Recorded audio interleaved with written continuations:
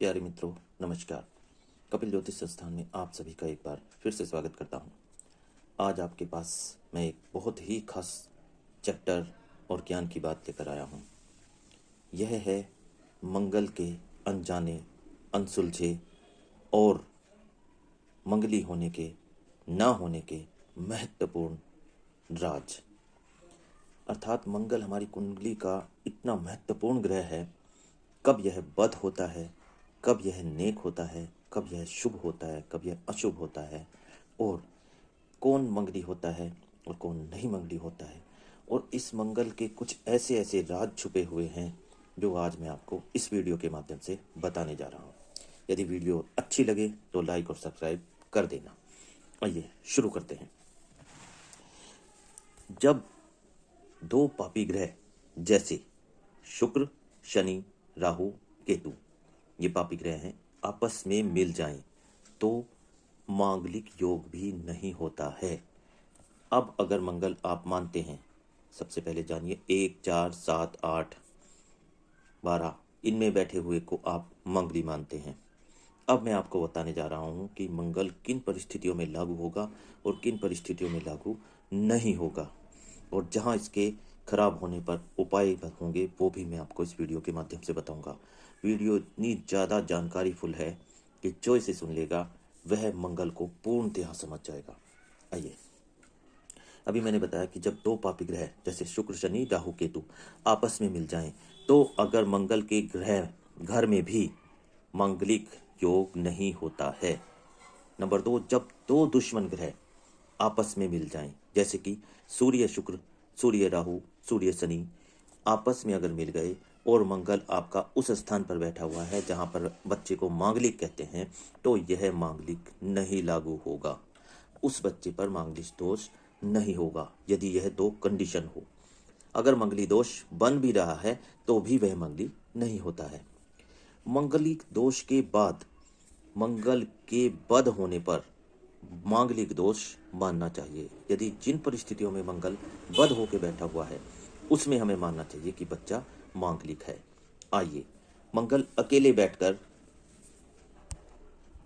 ही बद होता है, लेकिन वह भी खास परिस्थितियों में, जैसे बुध के साथ बैठने पर भी मंगल आमतौर पर बद होता है। जब भी कुंडली के तीसरे, पहले, 8वें घर में केतु या बुध बैठे हों तो भी मंगल बद होता है।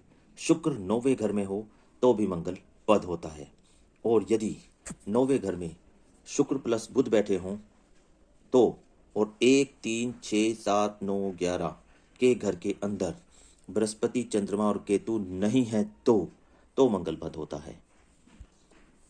अब सुनिए 12वें घर के मंगल के लिए। अगर मंगल 12वें घर में बैठा हुआ है और 12वें घर में मंगल है और 10वें घर में मंगल का दुश्मन ग्रह बैठा है तो यह पक्का मांगलिक होगा, यह मांगलिक होगा।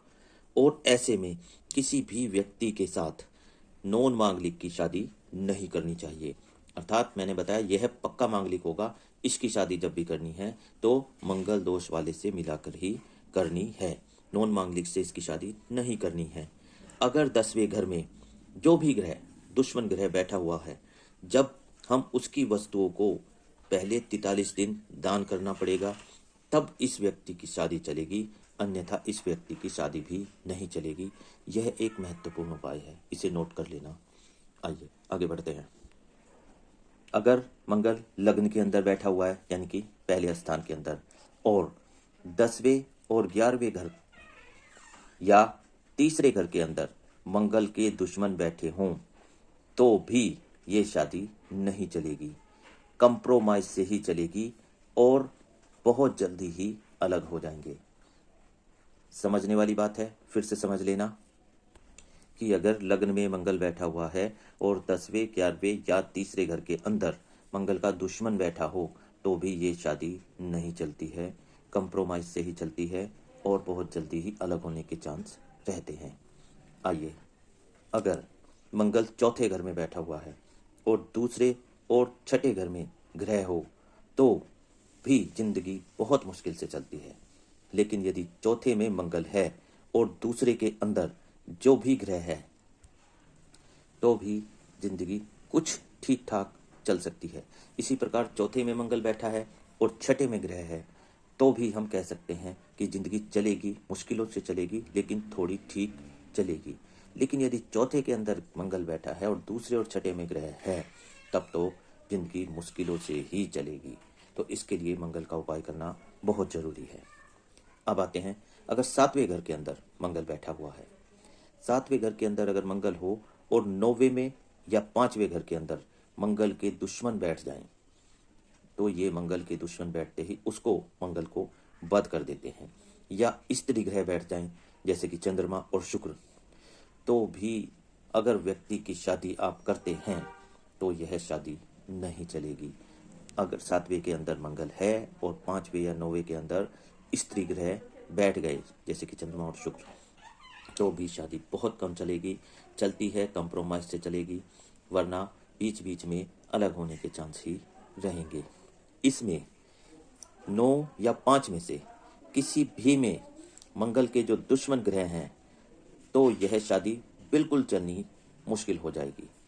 अगर नॉर्मल ग्रह हैं तो भी चल जाती है, अगर मंगल के दुश्मन ग्रह हैं तो शादी का चलना बहुत ही मुश्किल है। यह ध्यान रखना। आइए आगे बढ़ते हैं। जैसे कि मैंने बताया, सातवें घर में मंगल प्लस बुध बैठ जाए तो यह शादी चलती ही नहीं है और यह एक बुरा योग है। और अगर कहीं इसी सातवें घर में मंगल प्लस बुध प्लस शनि बैठ जाए तो यह एक बुरा ही नहीं, महाबुरा योग कहलाता है। और यह व्यक्ति एक साइको की तरीके से व्यवहार करेगा और शादी तो इसकी खुशी से किसी प्रकार से नहीं चलेगी, और ना ही शादी खुशी रहेगी और ना ही शादी चल पाएगी, क्योंकि यह व्यक्ति खुद में अपने आप में एक अपने में मगन रहने वाला साइको टाइप व्यक्ति बन जाता है। इसके लिए उपाय करना बहुत जरूरी है। अब अगर आपने आठवें घर का मांगलिक दोष देखना है और मंगल आठवें घर में बैठा हुआ है, किसी भी व्यक्ति का जब आठवें घर में मंगल बैठता है, अगर 11वें घर में और 5वें घर में उसके दुश्मन ग्रह हों, तो ऐसे आदमी से ऐसा आदमी एक अपनी ही अंदर की आग में जलता रहता है। और देखिए, इसके लिए खास कहावत भी है लाल किताब में कि ऐसा आदमी घर भी वहां पर बनाएगा जहां पर पहले से ही तंदूर की भट्टी हो या किसी भी प्रकार का आग जलाने का कार्य हो रहा हो। यह आप कभी भी चेक कर सकते हैं। मैंने जो अभी बताया, अगर यह योग बन रहा है कि मंगल 8 में बैठा हुआ है और 11वें घर में उस और 5वें घर में उसके दुश्मन ग्रह बैठे हुए हैं, तो वह आदमी हमेशा घर वहां पर बनाएगा या वहां पर खरीदेगा जहां पर पहले से ही आग का काम होता हो, तंदूर की भट्टी हो या किसी भी प्रकार से आग जलाने का काम होता हो। यह आप किसी की कुंडली भी देखकर उठाकर चेक कर सकते हैं। उसका घर एक तरीके से आग की भट्टी पर ही माना जाएगा। अगर आप देखें कि इसमें 11वें और 5वें घर के अंदर उपाय करने के बाद ही इस व्यक्ति की शादी चल पाएगी, अन्यथा इस व्यक्ति की शादी नहीं चलेगी। इसके लिए अगर मंगल 8वें घर में हो तो 11वें और 5वें घर में जो भी दुश्मन ग्रह बैठे हुए हैं उनका उपाय करना बहुत जरूरी है। अगर 11वें और 5वें घर में दुश्मन ग्रह नहीं हो तो यह शादी जरूर चलेगी और यह मंगल भी अच्छा रहता है। देखो, मैंने एक लास्ट में कितनी काम की बात बताई है कि अगर 11वें और 5वें घर में उसके दुश्मन ग्रह मंगल के नहीं बैठे हैं तो इस व्यक्ति की शादी भी चलेगी, अच्छी चलेगी, और यह मंगल भी अच्छा रहता है। अब एक योग बनता है कि जैसे 7वें घर में मंगल बैठा हुआ है तो 7वें घर का बच्चा मांगलिक कहलाता है, और इसी योग के अनुसार शनि लग्न में बैठ जाए, यानी कि पहले घर में शनि आ जाए। लेकिन शर्त यह है कि 9वें और 5वें घर में मंगल के दुश्मन ग्रह नहीं होने चाहिए। शर्त यह है कि 9वें और 5वें घर में मंगल के दुश्मन ग्रह नहीं होने चाहिए। तो ऐसे बच्चे से आप किसी भी प्रकार से अपने बच्चे की, लड़का हो लड़की हो, शादी कर सकते हैं और यह दोनों सारी उम्र खुशहाल रहेंगे और ऐसे बच्चों पर मांगलिक दोष लागू नहीं होगा जो मैंने ऊपर शर्त बताई है। अगर इसके अनुसार वह बच्चा है तो यह किसी भी प्रकार से हर प्रकार से मांगलिक दोष से मुक्त है। और इस बच्चे की शादी अगर आप मंगली लड़की से कर देते हैं, मंगली लड़के से भी कर देते हैं, तो भी कोई फर्क नहीं लगेगा और यह बच्चा आजीवन सुखी रहेगा और शादी भी अच्छी चलेगी।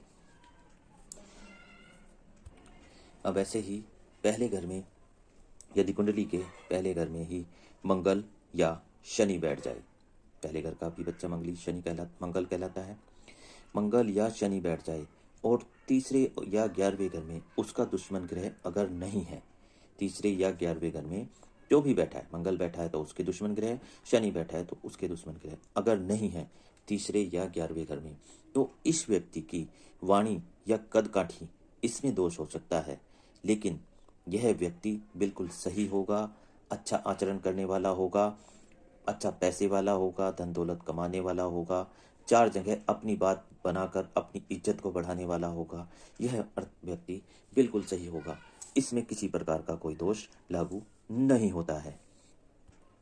देखो, जैसे कि मैंने बता दिया है, मंगल के पूरे सारे घर मांगलिक होने वाले मैंने इस वीडियो के अंदर कवर कर दिए हैं। मंगल दोष तब माना जाएगा यदि मंगल बद होके बैठा हुआ है। यदि किसी व्यक्ति का मंगल अच्छा है और इन परिस्थितियों में जो कि मैंने बताई है, उन परिस्थितियों में मंगल बद नहीं हो रहा है, तो वह मांगलिक दोष से मुक्त है और उसकी शादी भी चलेगी और उसकी शादी बिना मांगलिक वाले के साथ भी चलेगी। लेकिन यदि मंगल बद हो रहा है तो उसकी शादी चलने से पहले उसका उपाय करना बहुत ज़रूरी है। तो मित्रों, आशा है मेरे द्वारा बताई गई जानकारी अगर आपको अच्छी लगी हो, वीडियो पसंद आई हो, तो लाइक सब्सक्राइब जरूर कर देना। यह मैंने मंगल का खुलकर और मांगलिक दोष पर खुलकर आपको सब कुछ राज की बात बताई है, इसको समझ लेना। यदि किसी की कुंडली में किसी भी प्रकार से कोई भी योग ऐसा बन रहा है और अगर कुछ समझ में नहीं आ रहा है तो आप मेरे से कमेंट बॉक्स में कमेंट करके पूछ सकते हैं, मैं आपको निःशुल्क सलाह दूंगा। मिलता हूँ आपसे अगली वीडियो में, तब तक के लिए नमस्कार, जय श्री राम, राधे राधे।